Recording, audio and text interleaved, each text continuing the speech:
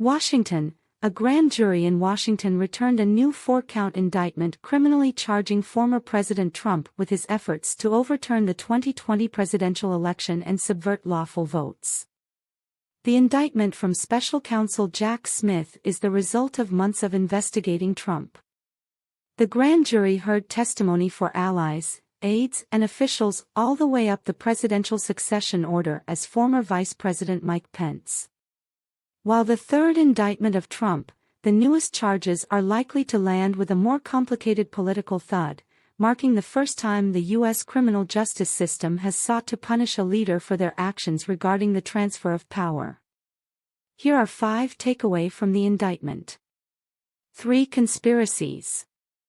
The felony charges detailed in Smith's indictment list 3 conspiracies that targeted the core government function to hold a free and fair election.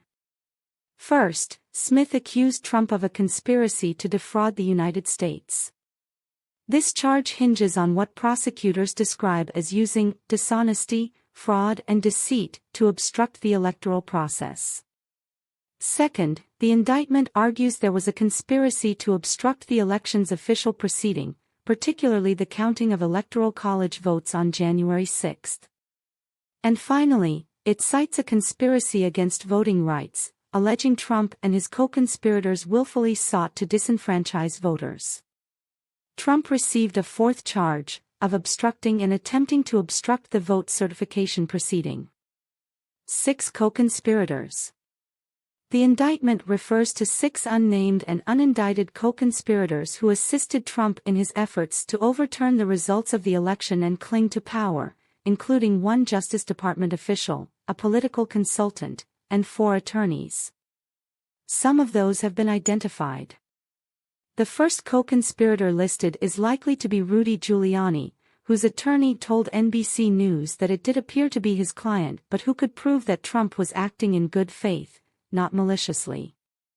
Others appear, based on past reporting of their actions described in the indictment, to be attorney John Eastman, whose lawyer confirmed it was likely him described in the indictment, attorney Sidney Powell, Jeffrey Clark, a former Justice Department official, and Kenneth Casebro, an attorney accused of participating in the fake electors scheme.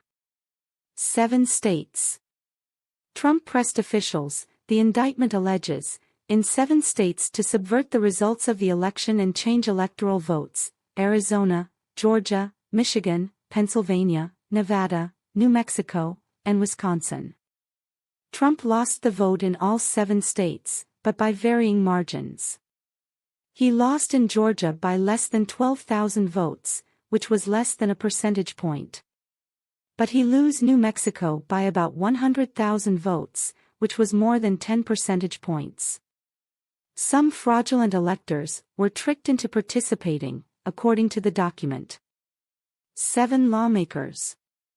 While many of the details of the effort to overturn the 2020 election were made public during the public hearings and report from the House January 6 committee, the indictment did provide a few new nuggets. Notably, Trump and his allies were still trying to contact lawmakers long after the violence erupted in the Capitol. Trump and his allies reached out to 7 lawmakers, the indictment alleges, including 6 senators and a congressman. In one of the calls, co-conspirator 1 left a voicemail intended for a United States senator that said, "We need you, our Republican friends, to try to just slow it down so we can get these legislatures to get more information to you. And I know they're reconvening at 8 tonight, but the only strategy we can follow is to object to numerous states and raise issues so that we get ourselves into tomorrow, ideally until the end of tomorrow," the indictment says. First Amendment and warnings.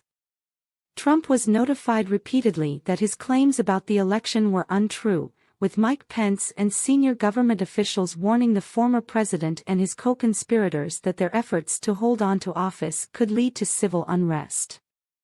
On January 4, after one unnamed co-conspirator acknowledged to a senior Trump advisor that no court would support his proposal to reject electoral votes cast for President Biden, the advisor responded, "You're going to cause riots in the streets." The indictment acknowledges Trump's right under the First Amendment to lie about the outcome of the election, and that the results were fraudulent. The former president was also entitled to formally challenge the election results, including through recounts or audits of vote tallies, or by filing lawsuits.